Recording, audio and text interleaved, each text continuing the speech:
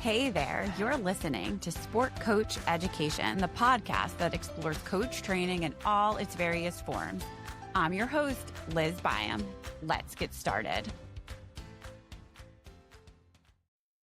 Welcome. Today I have one of my classmates in my PhD program in sport management.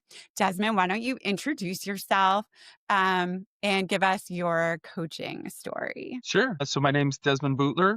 Don't be scared by all the vowels in there. We try to keep things simple. So my background is in most recently baseball. So in the past, I've competed in hockey and baseball, coached in both, but really baseball is kind of where things took off. And then beyond coaching, I'm also a learning facilitator with the National Coaching Certification Program in Canada here, which is under the Coaching Association of Canada. I also do facilitation for Baseball Canada, as well as an organization called Sport for Life here in Canada, which talks about long-term athlete development plans and different components like that. Yeah, as far as most recently, I've had the opportunity to coach with Team Alberta at the national level. So both at our Canada Cup, which is our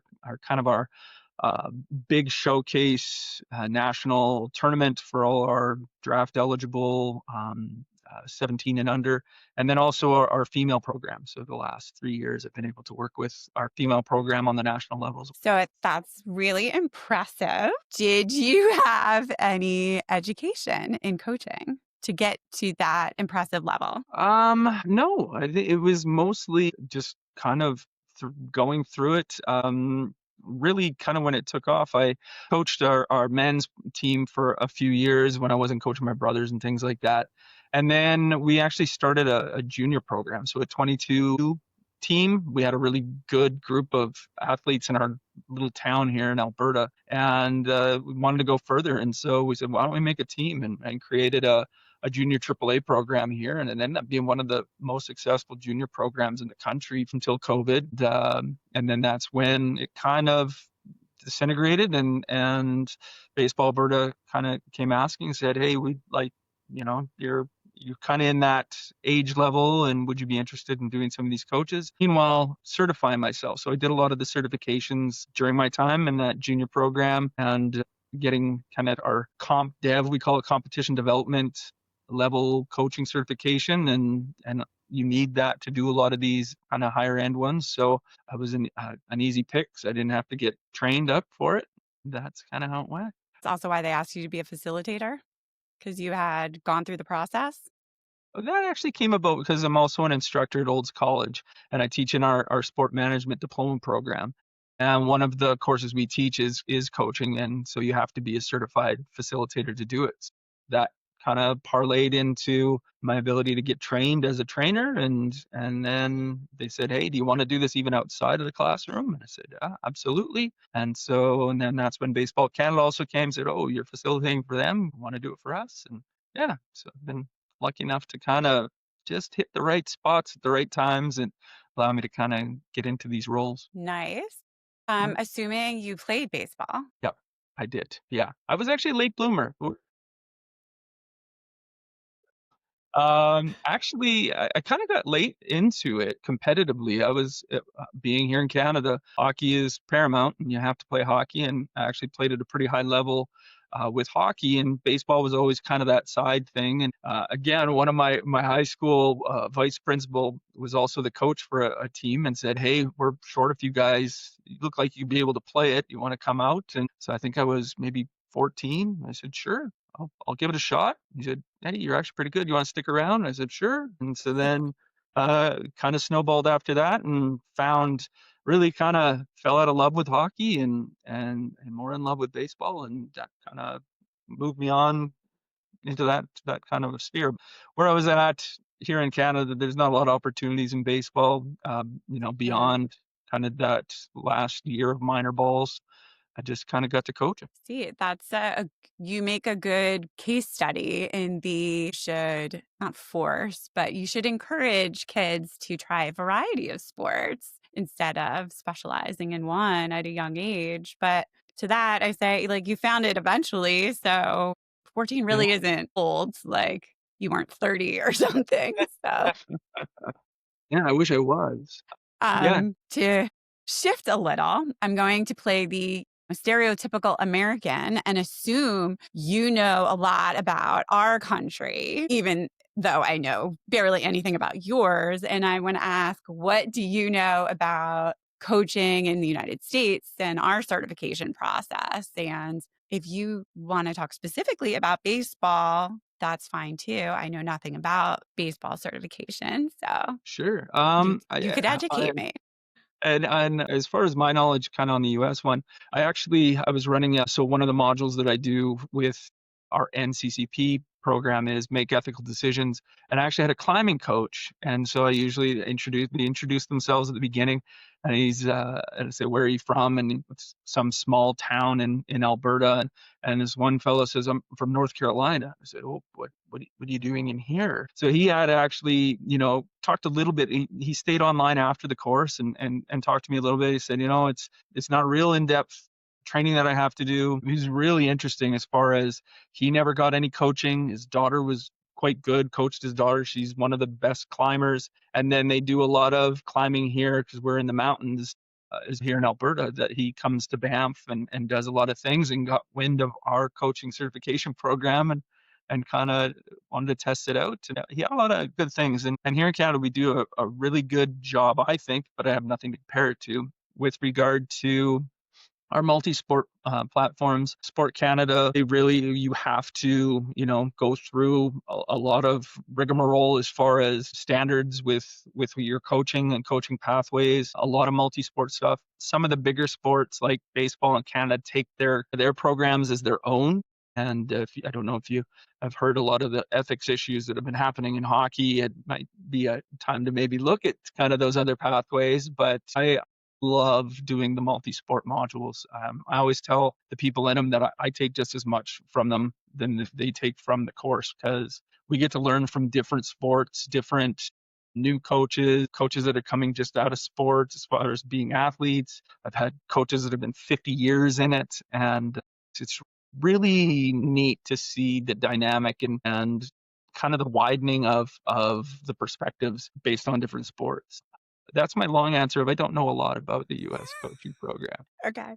Well, you do know we don't have any type of national certification. All right, so I'll ask you an easier question now. Why don't you tell us about the Canadian system? And you are clearly biased as a facilitator, but yes, and I've been doing some reading. Part of my research is looking into certifications in different countries and things like that. And I read this lovely article today. Okay. Um, uh, Investigating the barriers and facilitators to achieving coach certification. It's all about the NCCP. Okay. So you tell me what you think, and then I'll tell you what the article says is wrong with it. Again, I like that there is kind of one body that does the certification. Now, they do take some components from, as I mentioned, Sport for Life, the formerly long-term athlete development, now just called long-term development plan. And every specific national sport has to have a long-term development plan as part of their being recognized as a national sport organization. But I really like the one umbrella. They call it the 1357. So the one umbrella of coaching certifications, kind of three pathways as far as community, competitive, and instruction.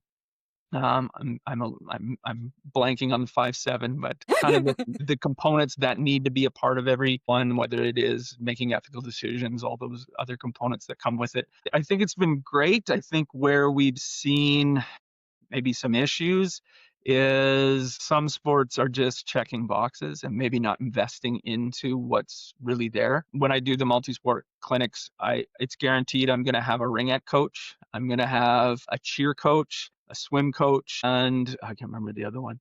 But they're always in every one. And I've never had a hockey coach. And this is our national, well, it's not technically, but it is the heartbeat of sport here in Canada is hockey.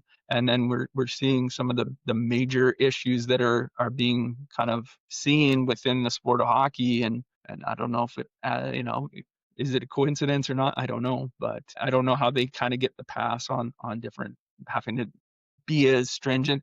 And then we see some other sports that they want to be recognized. They say, we need a long-term development plan. It's a half pager. They put it through and get it. So I'd like to see more commitment or kind of putting their feet to the fire a little bit more on some of these organizations to say, You think it's more the like national governing bodies that are throwing a wrench in the certification process? yeah, just kind of loopholing it a little bit, maybe just doing the bare minimum, or, we're big enough that we'll do it ourselves. And so getting a free pass, maybe that other organizations who are really taking it seriously, well, I'm not that they're not taking it seriously, but are Yeah. committed to really ensuring that their coaches are properly certified, understanding the different components that come with it, making a lot of these modules mandatory as far as multi-sport. So yeah, I see that really the kind of that divide with regards to holding everybody accountable to the same standards. Now hockey's not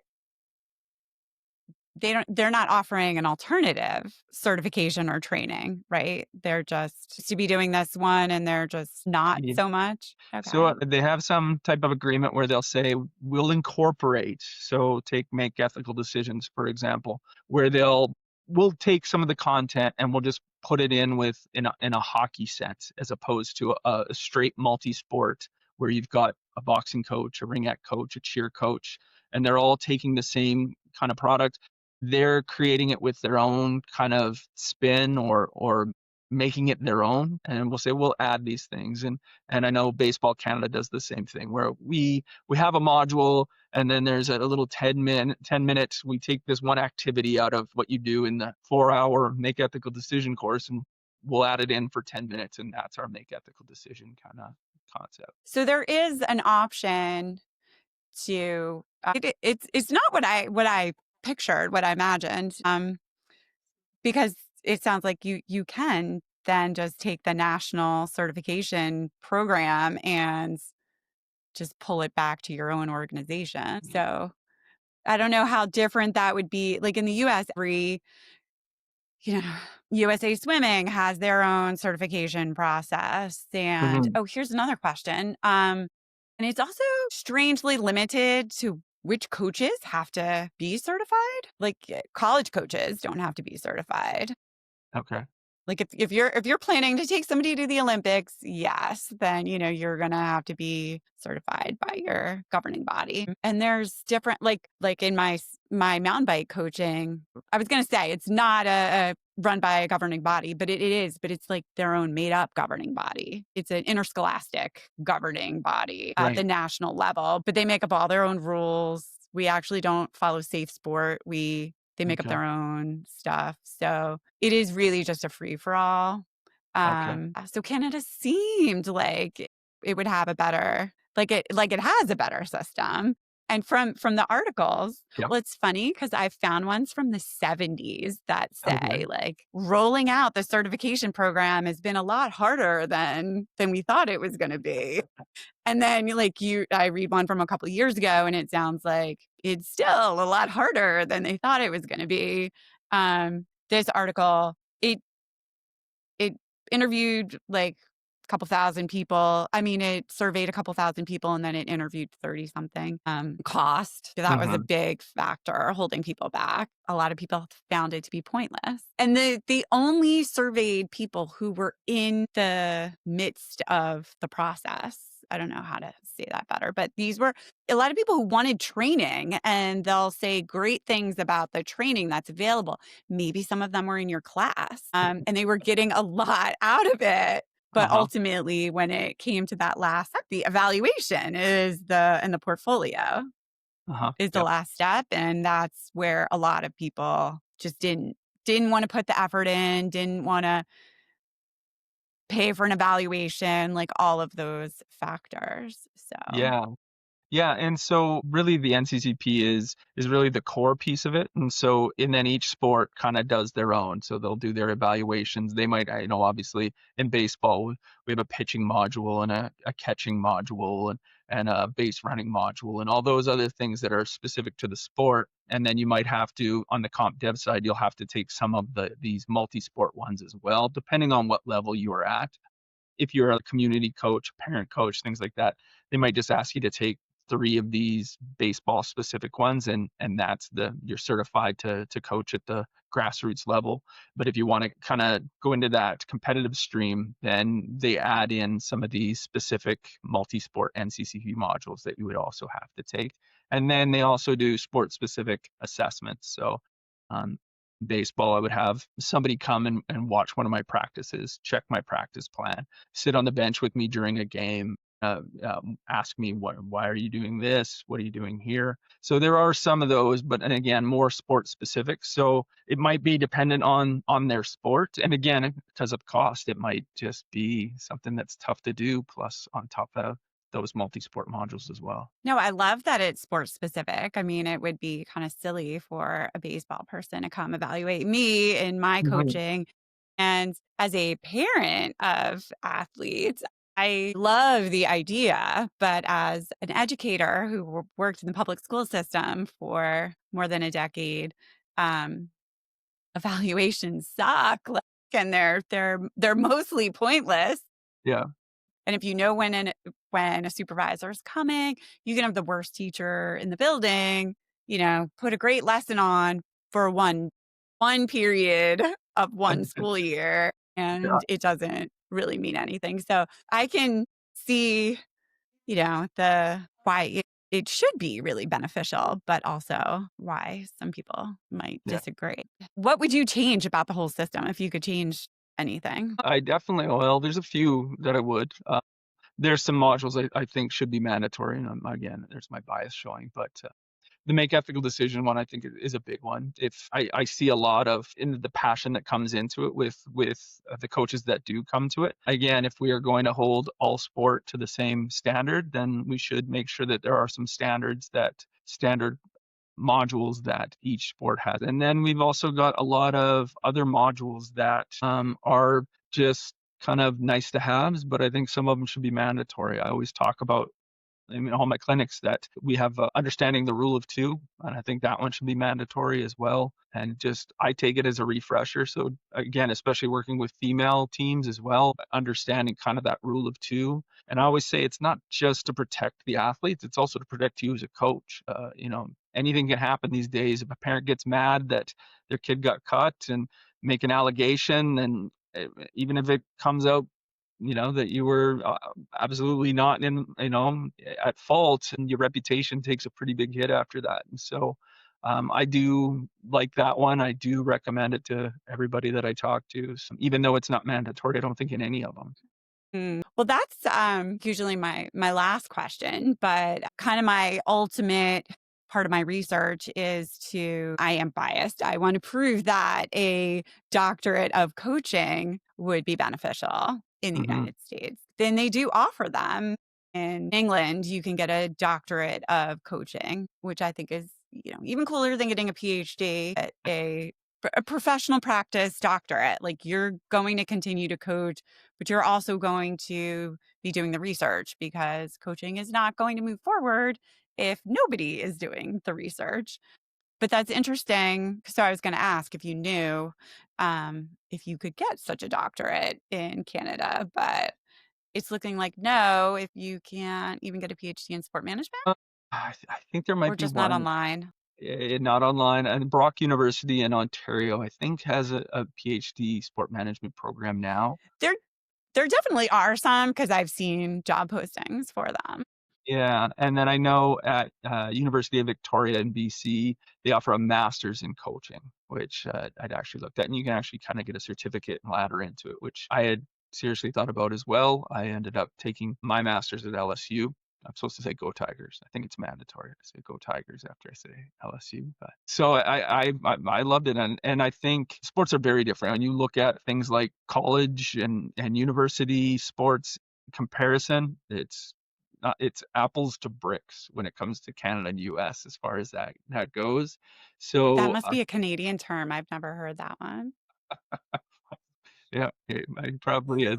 It's probably an Albert thing. So yeah, so there's lots of differences, but I think a lot of the opportunity comes in the U.S. and but I would love to see a coaching one. I think especially now where we're seeing this, we're really seeing this pull away from the old school way of thinking. And I tell my class, I always talk about, the Bobby Knight way is gone, and even like Bill Belichick was gone for a bit, where it's do your job and do it my way. And I always give the visual of that, that little toddler toy where you had the shapes and you put them right, the different shaped Mhm. blocks and put them in. And I said the old way of coaching was they're all circles. So if you come in with a square, I'm going to pound you through that thing, and I'll probably shave off components of you so that you comply with what I'm doing, or you're just not going to participate. And so now I really see how coaching has become that individual side of things, and getting to know your athletes on a whole different level, and how you can help all of them. And I think a big part of that comes with the understanding of, the mental side of things, the emotional side, and not just kind of the X's and O's and the physical component. And these are my plays. You better run them. It's getting to know your athletes a bit more. So I think we're really seeing that change, and for the good. And I would love to see again, like you said, the research that comes with it, and how that's changed. You stop short of saying, and why do those coaches or coaches like them, put that round peg in the squares? Because that's what their coaches did for them Mm-hmm. when they were athletes. That's what you hear all the Yeah. time. Doesn't make it right. It's interesting you thought about the masters in coaching, or even that they have it, when I would kind of think that the NCCP would take care of all that. So it's interesting that you still see a need for both. Why is Well, that?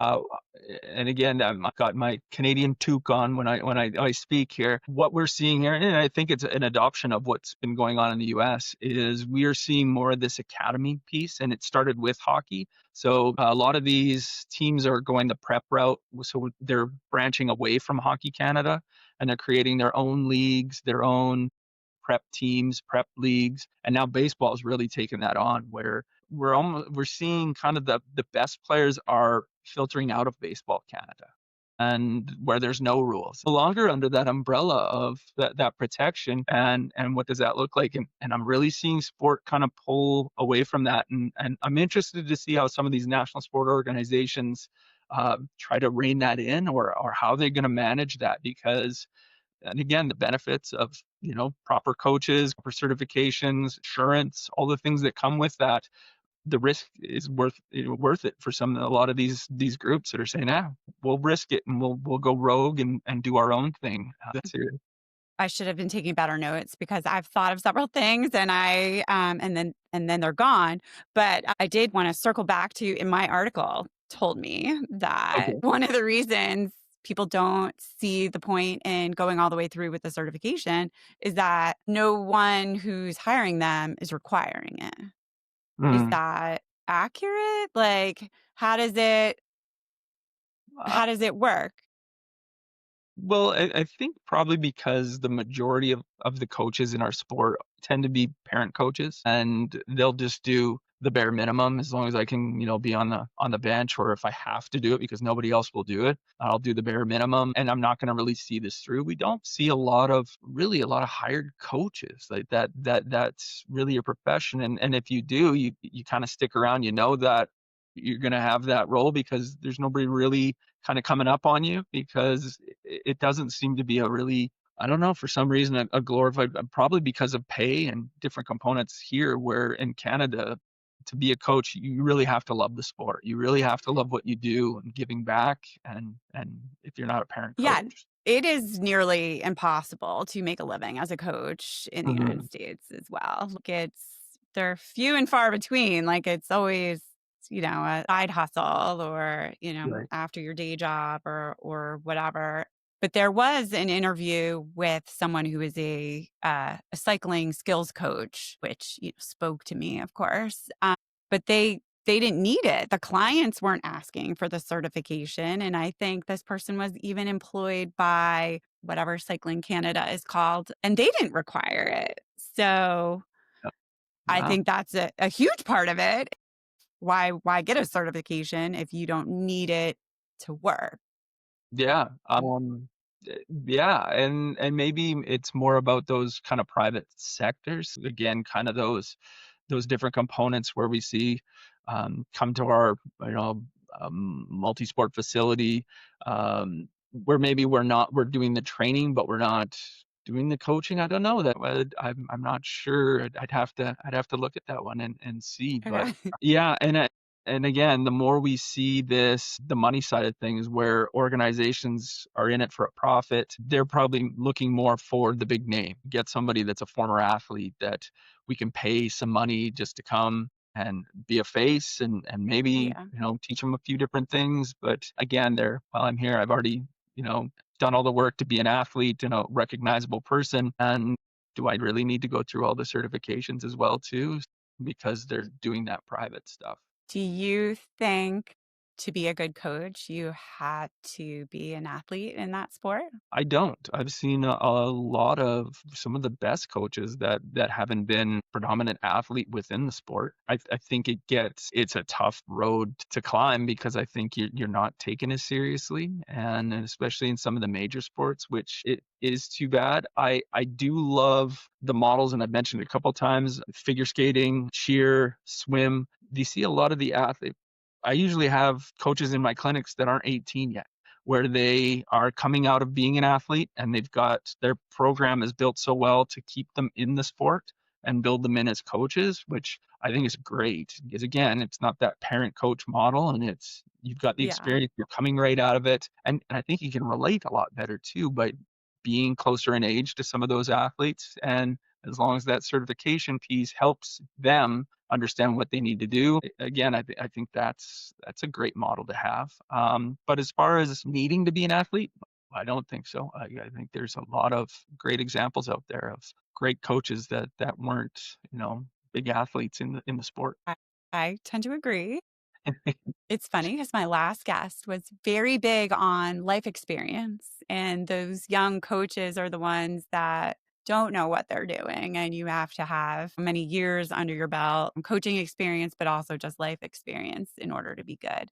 Do you think that if a coach completes their certification, that is all the tools they need to be a good coach are right there? Let's say they play the sport, they have, knowledge of their sport and they complete their certification. Are they, boom, good coach? No, I don't think so. And one of the main things I say in my when I teach our coaching course is I kind of call it the trifecta as far as, why you coach and what makes a good coach. And the first one is always core values. So, and I get my students, what are your core values? And we actually go through an exercise because a lot of times they don't know what that means. Where do I find this? How do I put this into ChatGPT to find out I what my was core just going to values are? say, can I Um, ask ChatGPT what my core values are?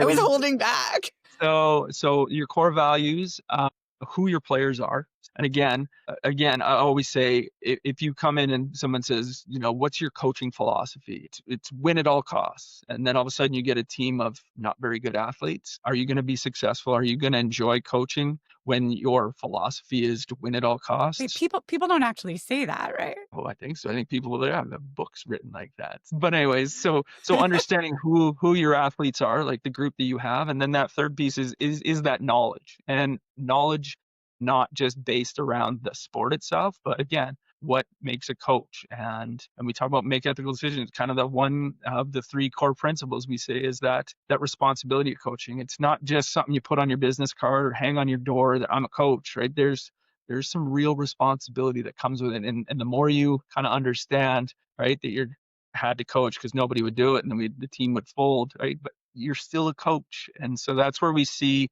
that number one in the 1357 is that umbrella. You are now held to a code of ethics being a coach under the NCCP. So you need to, instead of, work towards the standards and the ethics of what the NCCP is. And that's the expectation, just like a doctor's code of ethics, a lawyer's code of ethics, coaches, you are bound to those when you're under the NCCP.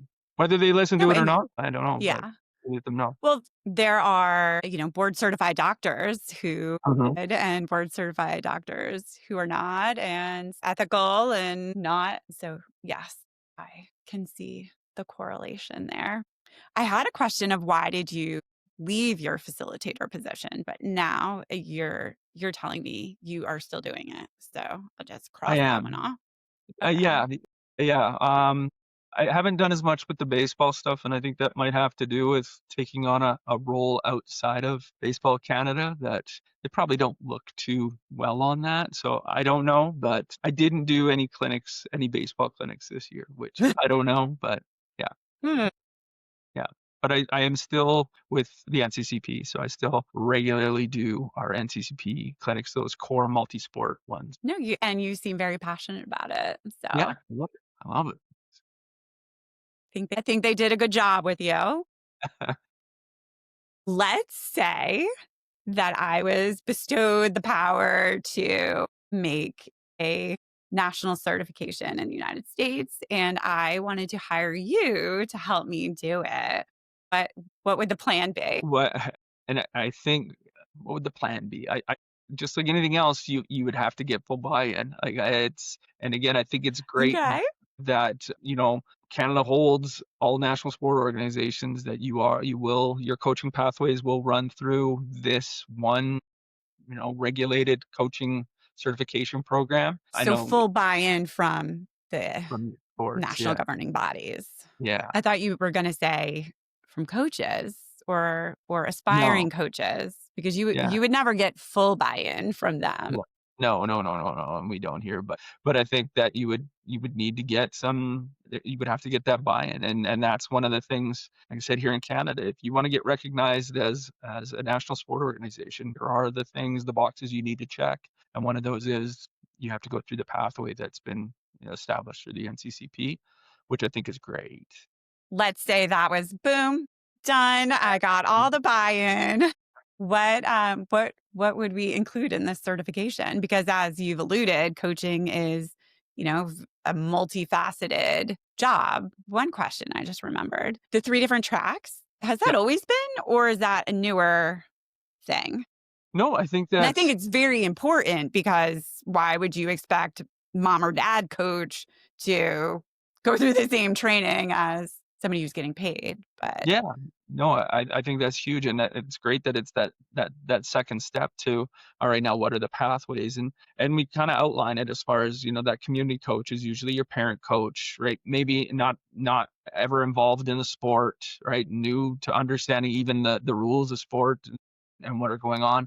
And then we look at that competition side of things where we start to see, okay, you're here for a little bit longer run than maybe a one and done where a kid doesn't like basketball anymore. I'm not gonna coach it anymore. I'm moving on. Where you're committed to the sport for a longer period of time. And then that instruction side of things, that's where we get into kind of that performance level piece where we're really at that high level of how long does where it take the parent coach, the community coach to complete their training? and that would be dependent on, again, each kind of sport, Okay, each sport. what their regulations would look like for that. Because it's hard enough to get volunteer coaches. I can't imagine having to go through that extra hurdle. Mhm. But as a parent, when I'm dropping my kid off at basketball practice, I would appreciate that the person I'm dropping my kid off with is certified. But I still see that that's asking a lot of a volunteer. So this fictitious program would Yeah. definitely have to have those kind of tiered levels for Yeah. sure. Yeah. But what should coaches be trained in? Well, I'm Ethics for sure. I know I'm kind of looking towards, my research areas and things like that. Ethical coaching really keeps kind of showing up in everything I'm looking at. Ethics for sure. You alluded to some psychological things as well.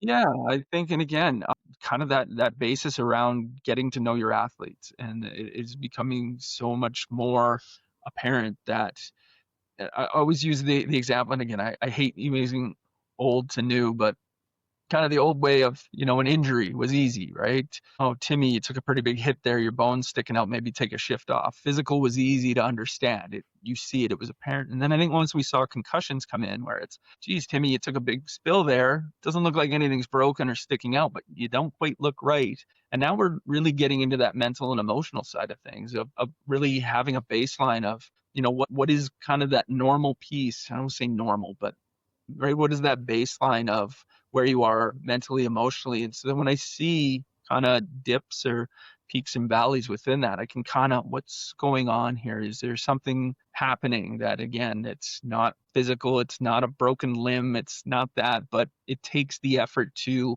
get to know your athletes. And so you have that baseline so you can start to see when not just physically, and physical is a big one of it. I see it all the time now with year-round sports, right?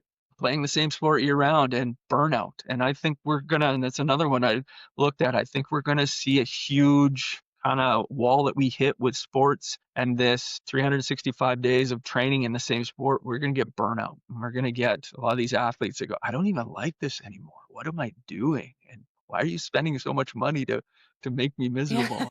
So I think that's a big one, whatever we would call that, as far as kind of that getting to know the athletes, so the understanding of your athletes, maybe. I think Yeah, psychological. those are issues we talked about in sports ethics, but Mhm. also, like getting behind what's going on with with your athlete. I would say that's more sport psychology type Yeah, thing. yeah. So we've kind of What got a, about go on. Sorry. what about like just like learning stuff? How do you teach a coach to be a teacher? Yeah, absolutely. That, yeah, the train the trainer piece, and how to be a coach, how to be soft skills. Holy cow! I think in life we're going to need more soft skills and training around that. Uh, I always joke that pretty soon we're going to be walking down the hall at the school, and I'm going to say, "Hi, how are you today?" to a student, and they're going to punch it into ChatGPT again, ChatGPT reference, and say, "How am I doing today?" Right? I'm good. We're losing a little bit of that component with it. So soft skills is a big one. Just how to communicate, how to relate, empathy. Empathy is another one that is getting lost, I think, as far as that understanding of how you're feeling, where you're at, different components around those things. And I totally agree on the other, but to play devil's Yeah, advocate, like, I just want to coach, man. Like, why do I yeah. have to go through all this? Yeah, I don't know what the easy answer is, and again, we're gonna have a lot of coaches that are learning the sport too. Not only do I have to learn all these other things, how to control, these athletes that I'm in charge of, but how do I play the sport now? How do I teach them also the sport? I might have some athletes that are better than me, and so, right, how do I get Oh, that out? absolutely. That's a lot to put on coaches, and maybe more And playing investment. and teaching are totally, totally not the same thing. Yeah, yeah. So, yeah, I think I don't know, maybe it is more around do we teach you how to coach first? Do we, right, how to relate, how to bond, create that piece in an ethical way and in an opportunity that's safe, and then, right, once you get that buy-in, I always talk about, mental skills and where you fit that in as a coach. And I don't come out of the gates, right? Hey, everybody, nice to meet you. I'm Desmond. I want you to, we're going to do some breathing exercises. Right? Everybody's going to look at me and go, what's he doing? Right. I have to build that trust first because I've found, it's a tricky one where you start to, and baseball's such a mental, a game as far as, what that is and how do we train that? Yeah. And so even when the timing of it is, and so again, that's feel. It's really about, okay, I think I've earned their trust. They believe me. So now we're going to bring some other components into it. Now, right in the midway point, we're going to look at the mental side of things and how we can train ourselves to, when we're 0 for 20, what do we do when we go up there? I don't even want to go up to bat anymore because I'm scared of striking out because I haven't got a hit in 2 months. And so how do you deal with that? I know you can do it because I've watched you made this team because you can hit a fastball better than anybody, but sometimes it just doesn't happen. So how are you going to train yourself to be ready for that? It is really interesting because your personal definition of a coach is so soft skill oriented. You're like, let's start with coaching. But then as you describe coaching, I would say it's a lot different than what other people might describe as coaching, the like analyzing a skill, breaking it down, like, teaching someone how to improve on it. You didn't talk about any of that, which is again, Yeah. it's interesting. And it's not you describing what's most important to a coach, but that is you describing coaching. So Yeah.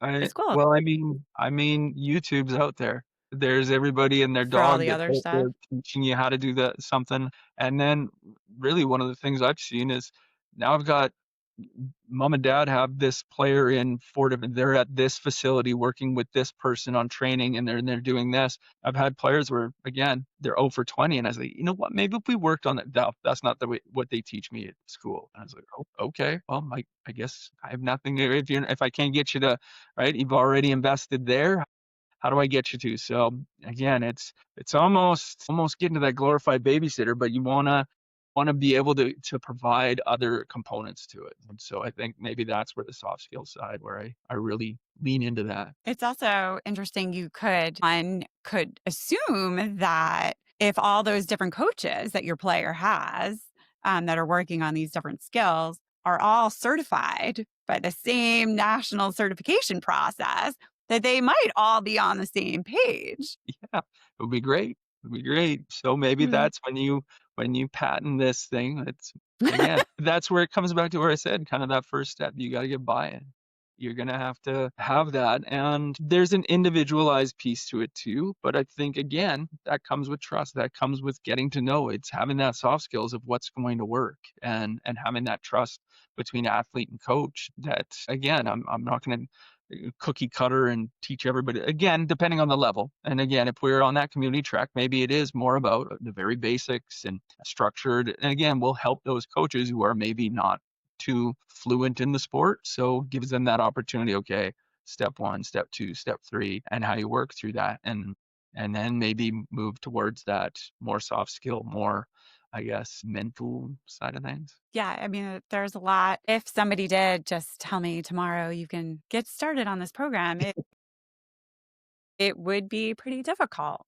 Yeah. Well, I don't want to take up any more of your time, but is there anything I haven't asked you about that you would like to share? I had one that came to mind, but I can't think of it right now.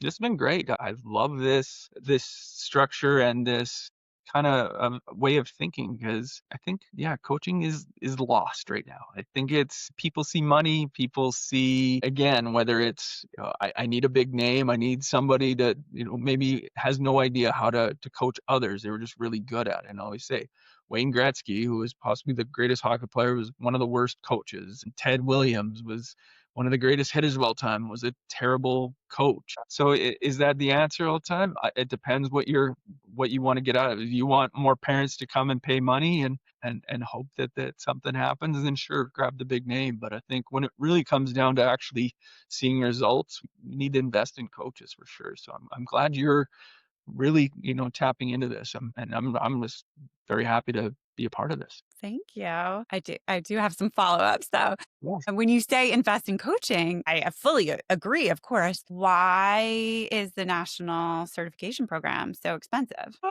I don't really think it is that expensive. Okay. And Maybe again, I'm I'm just going off of yeah, academic research. yeah. Couple $100 a class and a whole lot of classes you have to take?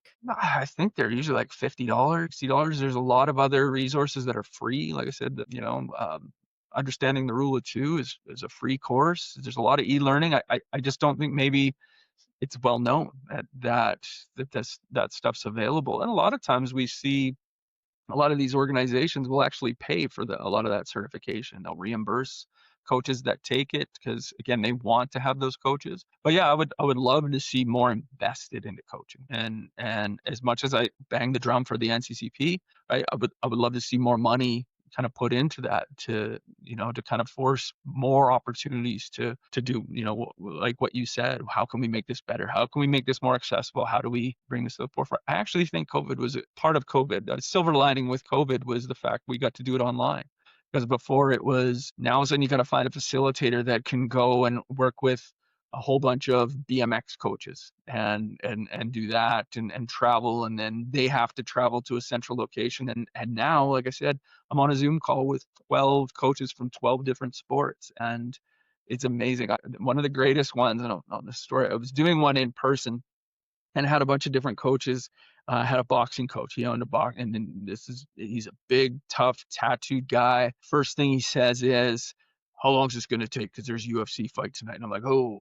Well, yeah, we're here for 4 hours. By the end of it, there's one exercise. This, I think she was 17-year-old figure skater, was teaching them how to do like a pirouette. And there's this big boxer Aw. doing these pirouettes, and it was amazing. And I always say I love when I get a boxing coach because they bring such a different perspective and kind of get this idea of, tough, punch you in the face stuff, but they are so serious about their role as a coach because the dangers are in there and the Yeah. amount of, safety precautions that they take and in their sport to make sure that their coaches are certified, trained, or else they're not in the corner of that fighter. So as much as I did it when I saw this guy come in and what long is it going to take? It was like, oh, but man, I loved it. It was one of the best. Every time I get a boxing coach, I light up because it's always a good conversation. I feel like you say that about all your different coaches, but that's awesome that you get excited about all of them. So Yeah.